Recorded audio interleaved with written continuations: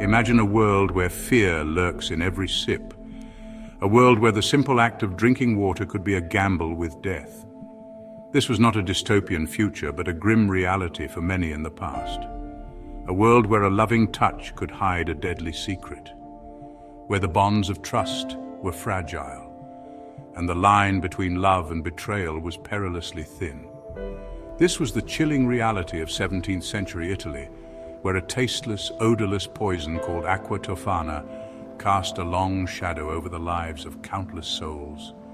In the narrow, winding streets of cities like Rome and Naples, whispers of this deadly elixir spread like wildfire. It was a poison crafted in secrecy, a silent weapon wielded by those desperate to break free from the chains of oppression. The concoction was said to be the creation of Giulia Tofana, a woman who understood the plight of her fellow women and offered them a way out. Aqua Tofana was not a tool of war or a weapon of mass destruction. It was a poison born from desperation, a tool used predominantly by women trapped in loveless, often abusive marriages. These women, with no other recourse, turned to this deadly solution as their only means of escape. The poison was ingeniously disguised, often hidden in cosmetics or even in the holy water of religious icons. It was a slow-acting toxin, allowing the victim to fall ill gradually, making the cause of death appear natural. This subtlety was its most terrifying aspect. Its victims, mostly men, never suspected the danger that lurked within their own homes, within their own cups. They drank, unaware that each sip brought them closer to their end. The symptoms would start with weakness and fatigue, progressing to severe gastrointestinal distress and eventually death. They became unwitting participants in their own demise, their deaths slow and agonizing. The poison's effects were so insidious that even the most astute physicians of the time were often fooled, attributing the deaths to natural causes or mysterious illnesses. The women who used Aqua Tofana were not heartless murderers, but rather victims of their circumstances, driven to extreme measures by the brutality of their lives. They lived in a society that offered them little protection and even less freedom, where their fates were often sealed by the men who controlled their lives. When the secret of Aqua Tofana was eventually uncovered, it led to a series of sensational trials. Women were arrested, tortured, and executed, their stories twisted into tales of witchcraft and malevolence. The true tragedy was not just the lives lost to the poison, but the desperation that drove so many to use it. Today, Aqua Tofana remains a haunting reminder of a time when the powerless sought power in the most desperate of ways. It is a testament to the lengths to which people will go when they are pushed to the brink, and a sobering reflection on the human condition. As we walk through the streets of modern cities, it's easy to forget the dark histories that lie beneath our feet. But the story of Aqua Tofana reminds us that the past is never truly gone, and the echoes of those who suffered still resonate in the shadows of our present. So the next time you take a sip of water, remember the tales of old. Remember the women who, in their darkest hours, found a way to reclaim their lives, even if it meant resorting to a tasteless terror. At the heart of this dark tale lies a woman shrouded in mystery and whispered rumors, Giulia Tofana. Her name, though not widely known today, once struck fear into the hearts of many. She was a figure cloaked in the shadows of history, her life a blend of fact and legend, her deeds whispered about in the dark corners of Renaissance Europe. Born in 1620 in Palermo, Sicily, her life seemed destined for a sinister path. Palermo, a city of vibrant culture and dark alleys, was a place where secrets thrived and whispers carried weight. It was here that Giulia's story began, in a world where the line between life and death was often blurred by the hand of a poisoner. Giulia's own mother, Teofania di Adamo, met her end on the executioner's block, condemned for the poisoning death of her husband. This tragic event cast a long shadow over Giulia's life.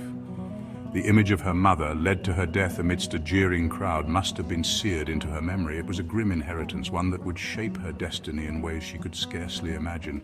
Was it fate or a twisted inheritance that led Giulia down a similar path? The question lingers unanswered in the annals of history.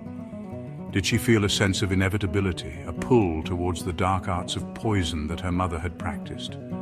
Or was it a conscious choice, a decision to embrace the power that such knowledge could bring?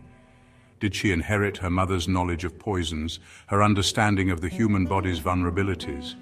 The art of poison was a dark science, a blend of chemistry and cunning. Julia, it is said, became a master of this art. She knew which herbs could heal and which could kill, how to mix a potion that could bring a swift, silent death. Whatever the reason, Julia Tofana would become synonymous with Aqua Tofana, her name whispered in hushed tones, a legend forged in death and deception. Aqua Tofana, a deadly concoction, was said to be undetectable, a perfect weapon for those seeking to rid themselves of unwanted husbands. Julia's clients were often women trapped in unhappy marriages, seeking a way out in a time when divorce was not an option. Her poison offered them a grim form of liberation, a way to reclaim their lives, albeit through death. And so Julia Tofana's name became a byword for fear, her legacy one of death and dark empowerment. The exact recipe for Aqua Tofana remains a mystery, lost to the annals of time. However, historians believe it was a potent blend of arsenic, lead, and possibly belladonna, a deadly trifecta capable of mimicking the symptoms of common illnesses. This masterful deception was key to Aqua Tofana's success. Its victims wouldn't suspect a thing, attributing their early symptoms to a passing ailment. Little did they know, each sip brought them closer to their demise. Julia Tofana was not only a skilled poisoner but also a master of deception. She lived in the 17th century, a time when women had few rights and even fewer ways to escape abusive relationships. Julia saw the suffering around her and decided to take action, but she knew she had to be clever about it. She understood the importance of discretion, of blending in and avoiding suspicion. In a world where a single misstep could lead to execution, Julia's survival depended on her ability to remain unnoticed. She moved through the bustling markets and narrow alleyways of Rome, always careful, always watching. Her eyes would scan the crowd, looking for potential allies and, more importantly, potential threats. To that end, she disguised her deadly concoction as something entirely innocuous. Manna di San Nicola, a healing potion named after the revered St. Nicholas. This was no ordinary potion. It was a carefully crafted blend of arsenic, lead, and belladonna, designed to be undetectable and lethal. The vials, adorned with the image of a saint, became instruments of death. They were sold discreetly, passed from woman to woman, each one knowing the true purpose of the potion. It was a silent rebellion, a way for women to take control of their own destinies. These vials were not just tools of murder, they were symbols of hope. For many women, they represented the only way out of a life of misery and abuse. The potion was slow-acting, allowing the victim to appear to die of natural causes, thus avoiding suspicion. Passed from woman to woman, these vials were a lifeline. They were shared in whispers, exchanged in secret meetings, and hidden away in the most unlikely places. Each vial carried a silent promise of freedom from tyranny.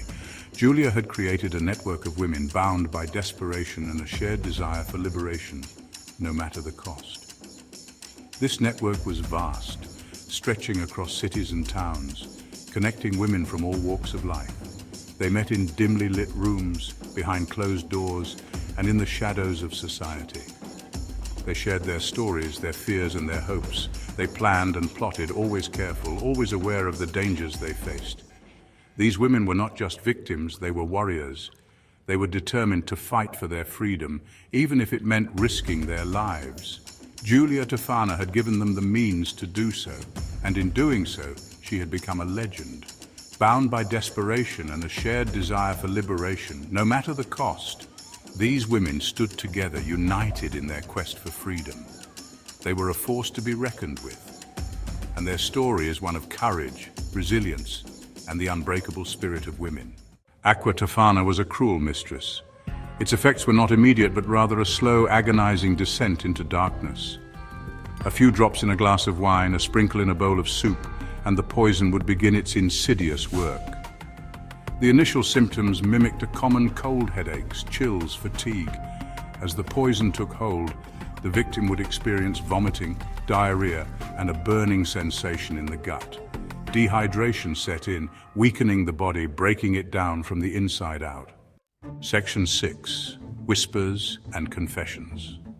Over time, whispers of Aqua Tofana and its deadly effects began to circulate through the shadowed alleys and bustling marketplaces of Rome. Rumors spread like wildfire, fueled by the sudden and mysterious deaths of husbands across the city.